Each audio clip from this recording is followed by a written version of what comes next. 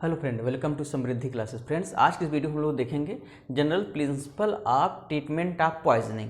तो treatment of poisoning को समझने से पहले हम लोग समझ सकते हैं कि ये पॉइजनिंग होती क्या है। सबसे पहले समझिए, कोई भी ड्रग अगर थेरेपेटिक डोज पे काम कर रही है तो हमारी बॉडी के लिए यूज़फुल है। अगर हमने उसके डोज को थेरेपेटिक से ज़्यादा कर दिया तो आप ये समझ जाइए कि वो ड्रग हमारी बॉडी में पॉइजन की तरह काम करेगी। इसका मतलब है कि जो थेरेपेटिक डोज है हमारी बॉडी के लिए यूजफुल है, ठीक है, वो थेरेपी में काम करती है। अगर यही डोज हम बढ़ा दें तो क्या हो जाएगा, ये पॉइजन की तरह काम करेगा।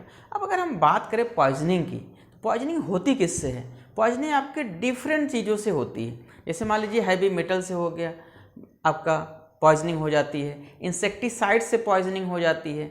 कुछ ड्रग हम लोग लेते हैं उससे पॉइजनिंग हो जाती है। एल्कोलाइड से पॉइजनिंग हो जाती है। तो पॉइजनिंग होने के लिए बहुत से फैक्टर्स हैं जो पॉइजनिंग आपके क्या कर रहे हैं, बॉडी में काज करते हैं। तो जो ये पॉइजनिंग हो रही है, चाहे हैवी मेटल की पॉइजनिंग हो, चाहे इंसेक्टिसाइड्स की पॉइजनिंग हो, ठीक है, चाहे ड्रग की पॉइजनिंग हो, ठीक, जो जितनी भी ये पॉइजनिंग हो रही है उसको हम क्या करते हैं, हम ट्रीट करते हैं। उसका ट्रीटमेंट तो करना ही पड़ेगा। ट्रीटमेंट नहीं करेंगे तो क्या होगा, पेशेंट आपका वो डेथ हो जाएगी उसकी। तो हम लोग जो ट्रीटमेंट करते हैं उसमें हम लोग ये देखते हैं कि जो आप जिस ड्रग से आपकी पॉइजनिंग हो रही है उसका नेचर देखते हैं। नेचर के अकॉर्डिंग ही हम क्या करते हैं कि यहाँ पे जो पॉइजनिंग का ट्रीटमेंट हम लोग करते हैं। तो सबसे पहला जो हमने 5 स्टेप्स हमने यहाँ डिस्क्राइब किया हुआ है, 5 स्टेप्स में ही क्या क्या आपको समझना है। तो सबसे पहला है कि अगर जो भी पॉइजनिंग हो रही है, सबसे पहला पॉइंट है कि to remove and absorb poisoning from the body. इसका मतलब है कि अभी जो ड्रग लिया गया है, चाहे डिफरेंट रूट से लिया गया हो, तो सबसे पहले कि जो एब्जॉर्ब हो गया उसको हम बाद में समझेंगे, लेकिन जो एब्जॉर्ब है, जो भी एब्जॉर्ब नहीं हुआ है, सबसे पहले क्या करना है, उसको बॉडी से रिमूव करना है। अब कोई भी ड्रग है उसको हम ओरली भी लेते हैं, इंजेक्शन के थ्रू भी ले सकते हैं, और टॉपिकली अप्लाई भी कर सकते हैं, नोज से इन्हेलेशन से भी ले सकते हैं। तो अगर इनका जो भी पॉइजनिंग इनके थ्रू हो रही है, इस रूट के थ्रू हो रही है, सबसे पहले उसको क्या करना है, हमें ट्रीटमेंट करना है। तो सबसे पहला देखिए कि पहला है poison entered through the nose. पहला चीज़ है कि अब अगर मान लीजिए इन्हेलेशनल की पॉइजनिंग है तो सबसे पहला हमने बताया कि अगर नोज के थ्रू ले रहे हैं तो उसको आपको क्या करना है, बॉडी से रिमूव करना है। दूसरा क्या है, poison entered through the skin. कभी कभी क्या होती है, ड्रग जो होती हैं वो हम लोग क्या करते हैं, स्किन पे अप्लाई करते हैं। तो हम क्या करेंगे कि अब ऐसा ड्रग हम लेंगे, वो क्या करेगा कि इसको जो है स्किन को, जहाँ पे जो जिस ड्रग से टॉक्सिटी आपकी पॉइजनिंग हो रही थी उसको न्यूट्रलाइज कर देगा। या तो हम क्या करें, स्किन को हम लोग क्या करते हैं, वॉश कर देते हैं। तो वॉश कर देंगे, जो अनएब्जॉर्ब ड्रग है वो क्या होगा, स्किन से हट जाएगा। तो दूसरा चीज़ है, देखिए poison entered through the injection. अब कुछ ड्रग हमने ले लिया है, इंजेक्शन के थ्रू ले लेंगे, पॉइजनिंग की तरह काम करता है। तो उसको क्या करते हैं, जितनी जल्दी हो सके वहाँ पर क्या करते हैं, जहाँ इंजेक्शन अप्लाई करते हैं वहाँ पे कट मार देते हैं, ब्लीड कर देते हैं, वहाँ से ज़्यादा ब्लड निकाल देंगे। तो जो अनएब्जॉर्ब है, जो एब्जॉर्ब होगा उसकी कोई बात नहीं है, लेकिन जो अनएब्जॉर्ब पॉइजन्स हैं उसको हम क्या करते हैं, वहाँ से हटा लेते हैं। अब नेक्स्ट जो आपका है, poison entered through the mouth. अब अगर हम बात करें poison entered through the mouth, इसका मतलब है टैबलेट, कैप्सूल या सिरप की बात कर रहे हैं हम लोग। तो उसमें क्या होता है कि अब जो माउथ से ले रहे हैं वो आपका जीआईटी में जाएगा, वहाँ जाके एब्जॉर्ब होगा, चाहे एसिडिक ड्रग हो चाहे बेसिक ड्रग हो। तो हम लोग इसकी जो पॉइजनिंग अगर ट्रीटमेंट करते हैं, अनएब्जॉर्ब को हमने बताया कि पहला पॉइंट है अनएब्जॉर्ब जो पॉइजनिंग उसको हटाना है बॉडी से। तो हम लोग यहाँ 2 चीज़ें करते हैं, एक वोमिटिंग कराते हैं, दूसरा गैस्ट्रिक लेवेस करते हैं। अब वोमिटिंग कराने के लिए हम लोग क्या करते हैं, जैसे आपका एपोमार्फिन आता है या concentrate solution of sodium chloride दे दीजिए, जो घरों में मिलता है, आपका नमक है, उससे भी आपको वोमिटिंग स्टार्ट हो जाती है, ठीक है। दूसरा चीज़ क्या है कि आपका इपिकैकुहेना एक आता है, इपिकैकुहेना सिरप आता है, एपोमार्फिन, 2 आपके प्रिस्क्राइब्ड हैं। ये 2 ड्रग जैसे देंगे वोमिटिंग आपकी क्या हो जाएगी, स्टार्ट हो जाएगी। तो जो अनएब्जॉर्ब जो पॉइजनिंग है बॉडी में वो आपका क्या हो जाएगा, बॉडी से रिमूव हो जाएगा। नेक्स्ट है आपका गैस्ट्रिक लेवेस। गैस्ट्रिक लेवेस क्या होता है, एक हम लोग ट्यूब क्या करते हैं, बॉडी में जीआईटी में इंसर्ट करते हैं, और ट्यूब इंसर्ट करने के साथ साथ उसमें क्या है, आधा लीटर प्लेंटी वाटर इंसर्ट करते हैं।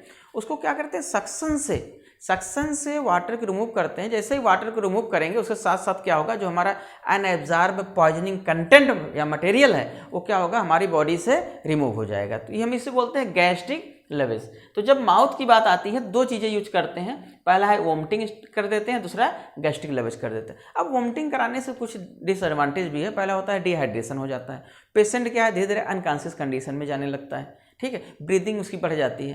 तो ये कुछ डिसएडवांटेज हैं उसके आपके वोमिटिंग के। लेकिन आप यहाँ पॉइजनिंग केस में सबसे पहले तो आप पास कोई ऑप्शन नहीं है तो आप वोमिटिंग करा सकते हैं।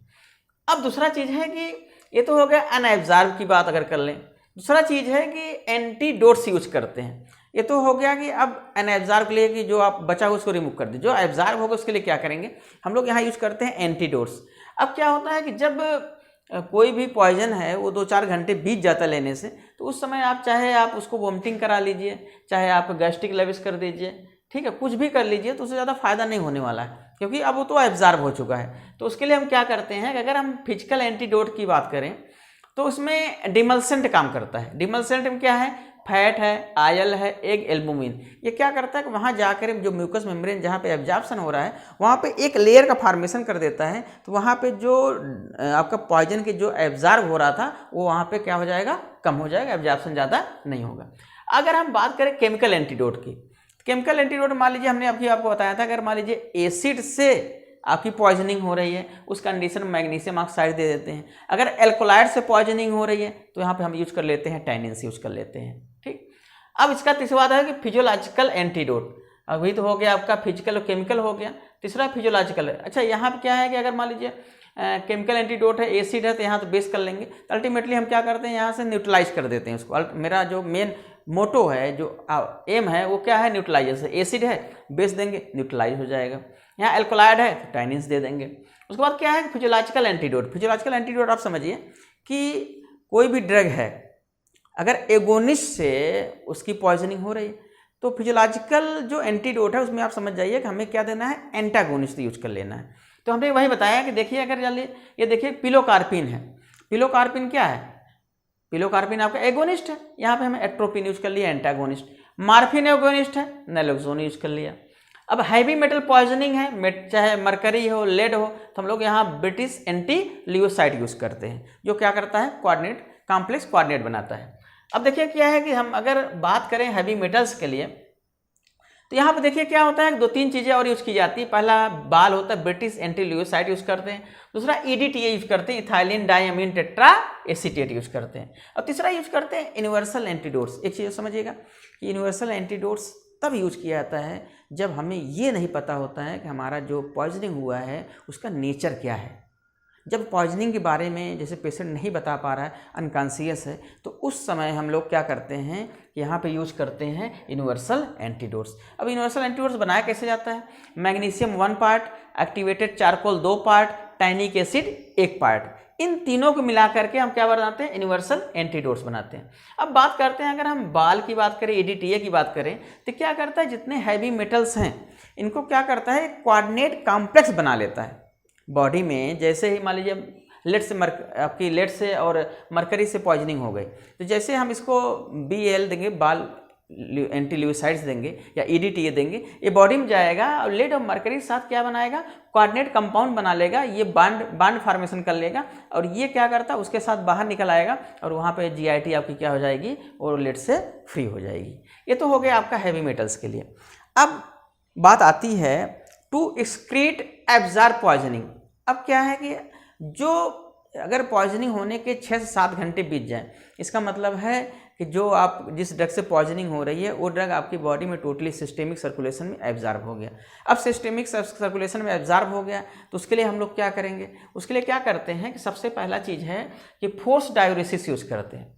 कि अब एब्जॉर्ब सिस्टेमिक सर्कुलेशन में एब्जॉर्ब हो गया है तो उसको हमें क्या करना है, फिल्टर करके अलग करना है, फिल्टर करके अलग करना है, बॉडी से एक्सक्रीट कराना है। तो हम लोग यहाँ पे डायूरेटिक्स यूज करते हैं, यूज IV क्लोरथायाजाइड या मैनिटॉल। यहाँ पे IV थ्रू चढ़ा देते हैं, उससे क्या होगा कि यहाँ पे आपकी बॉडी से निकल जाता है। तीसरा है यूज ऑफ कैथेटिक्स, यहाँ पे कैथेटिक्स का यूज करेंगे। अच्छा, तीसरा चीज़ एक समझिएगा कि अगर एब्जॉर्ब हो गया है, स्किन में भी एब्जॉर्ब हो गया कहीं पे, तो हम क्या करते हैं, हॉट पैक्स यूज करते हैं। उससे क्या होगा कि हॉट पैक्स यूज करेंगे तो हमारी जो स्वेटिंग है वो बढ़ जाएगी। जैसे स्वेटिंग होगा उससे क्या होगा, जो एब्जॉर्ब आपकी पॉइजनिंग है वो धीरे धीरे बॉडी से रिमूव हो जाएगी। तो ये आपके ऐसे मेथड्स हैं जो आपके जो एब्जॉर्ब है पॉइजनिंग है उसको बॉडी से एक्सक्रीट करना है। ठीक, उसके बाद आता है कि treat general symptoms of patient. अब क्या है, कुछ पेशेंट, अब क्या है कि भाई पॉइजनिंग हो रही है तो स्वाभाविक बात है कि उसको परेशानी होगी, उसको पेन होगा, तो अगर उसको पेन हो रहा है तो मार्फिन यूज करेंगे। सर्कुलेटरी फेल्योर हो रही है मान लीजिए तो हम लोग कार्डियक स्टिमुलेंट यूज कर लेंगे। अगर रिस्पायरेटरी फेल्योर हो रहा है तो आर्टिफिशियल रिस्पायरेशन यूज करेंगे। डिहाइड्रेशन हो रहा है सलाइन इन्फ्यूजन देंगे। तो ये तो है कि आपका कि जो पेशेंट है उसके बॉडी को हमें हर वक्त क्या करना है, मेंटेन करना है। तो ये तो हो गया आपका treat general symptoms of patient to maintain patient general condition. अब क्या है कि कभी कभी जो पॉइजनिंग कंडीशन होती है उस कंडीशन में क्या होता है कि इन्फेक्शन के चांसेस बढ़ जाते हैं। अब इन्फेक्शन के चांसेस बढ़ रहे हैं इसका मतलब है क्या होगा, सबसे ज़्यादा अपर जीआईटी में होता है। अगर इन्फेक्शन चांसेस बढ़ रहे हैं तो सबसे पहले हमें क्या करना है, प्रोफाइलेक्टिकली क्या करना है, एंटीबायोटिक यूज करना है।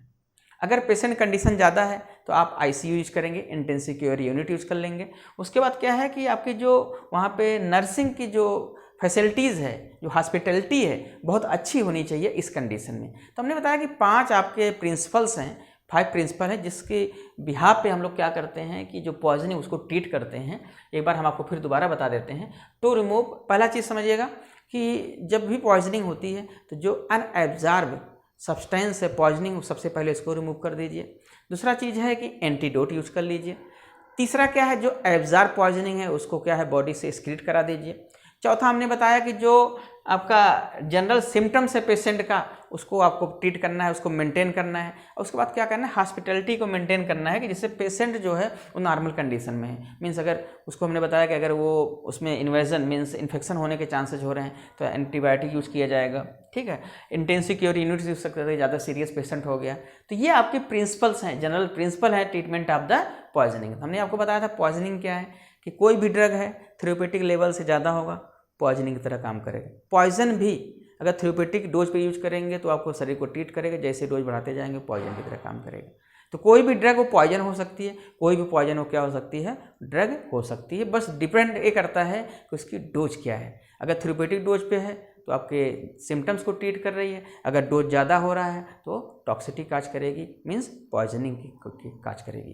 तो ये है आपका overall treatment of the poisoning. अगर आपको वीडियो अच्छा लगे आप एक बार दो बार देखेंगे, आपको पूरा, मुझे दावा है, चैलेंज है कि आपको याद हो जाएगा। आपको बहुत ज़्यादा कहीं बुक रिफ़र करने की ज़रूरत नहीं पड़ेगी। अगर आपको ये वीडियो समझ में आता है, अच्छा लगता है तो चैनल को सब्सक्राइब कर लीजिए और उसके बाद आपको इससे नया नोटिफिकेशन मिलता रहेगा। अगर इसके साथ साथ ये हम आपको बताना चाहेंगे कि अगर आपको केमिस्ट्री में कोई डाउट है तो हम आपको डिस्क्रिप्शन में लिंक भेज देंगे, आप देख लीजिएगा।